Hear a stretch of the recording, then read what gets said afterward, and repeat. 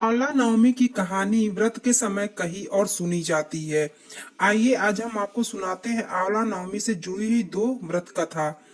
एक राजा था, उसका प्रण था वह रोज 1.25 मन आंवले दान करके ही खाना खाता था। इससे उसका नाम आंवल्या राजा पड़ गया।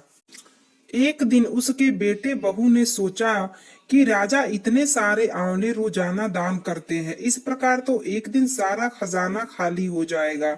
इसलिए बेटे ने राजा से कहा कि उसे इस तरह दान करना बंद कर देना चाहिए। बेटे की बात सुनकर राजा को बहुत दुख हुआ और राजा रानी महल छोड़कर बियाबान जंगल में जाकर बैठ गए। राजा रानी आंवला दान नहीं कर पाए और प्रण के कारण कुछ खाया नहीं। जब भूखे प्यासे 7 दिन हो गए, तब भगवान ने सोचा कि यदि मैंने इसका प्रण नहीं रखा और इसका सत नहीं रखा तो विश्वास चला जाएगा। इसलिए भगवान ने जंगल में ही महल, राज्य और बाग बगीचे सब बना दिए और ढेरों आंवले के पेड़ लगा दिए। सुबह राजा रानी उठे तो देखा कि जंगल में उनके राज्य से भी दुगना राज्य बसा हुआ है। राजा रानी से कहने लगे, देख रानी, कहते हैं सत मत छोड़ो, सुरमा सत छोड़िया पत जाए, सत की छोड़ी लक्ष्मी फिर मिलेगी आए। आओ नहा धोकर आंवले दान करें और भोजन करें। राजा रानी ने खाना खाया, आंवले दान करके खाना खाया और खुशी खुशी जंगल में रहने लगे। उधर आंवला देवता का अपमान करने व माता पिता से बुरा व्यवहार करने के कारण बहू बेटे के बुरे दिन आ गए।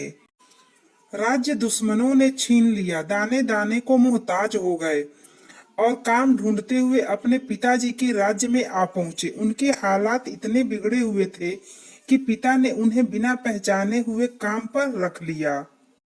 बेटे बहू सोच भी नहीं सकते कि उनके माता पिता इतने बड़े राज्य के मालिक भी हो सकते हैं, सो उन्होंने भी अपने माता पिता को नहीं पहचाना।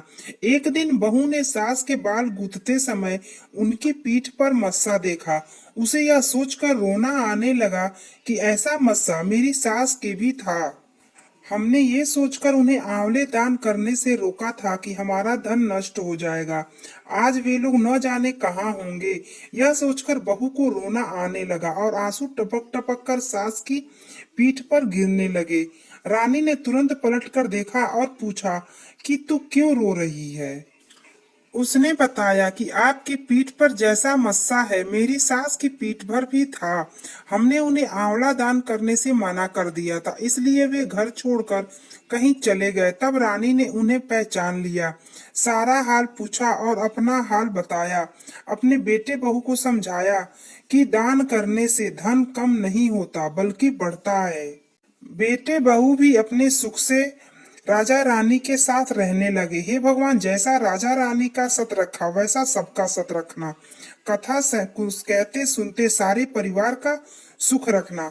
तो चलिए अब हम सुनाते हैं आंवला नवमी से जुड़ी हुई हमारी दूसरी कथा। शास्त्रों की माने तो चिरकाल में सुख समृद्धि की दात्री माँ लक्ष्मी पृथ्वी पर भ्रमण करने हेतु धरा पर आई। उस समय उन्होंने पृथ्वी पर देखा कि सभी लोग भगवान शिव और भगवान विष्णु की विशेष पूजा अर्चना कर रहे हैं।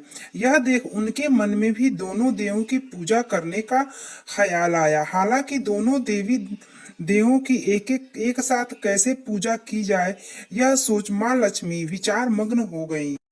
कुछ पल विचार मग्न होने के बाद उन्हें एहसास हुआ कि धरा पर तो दोनों देवों की एक साथ पूजा केवल और केवल आंवले पेड़ के सन्मुख की जा सकती है। ऐसा कहा जाता है कि आंवला में बेल और तुलसी दोनों गुण पाए जाते हैं। इसके पश्चात माँ लक्ष्मी ने विधि विधान से आंवले के पेड़ के नीचे भगवान शिव और विष्णु जी की पूजा की। माँ लक्ष्मी की भक्ति देख दोनों देव प्रकट हुए।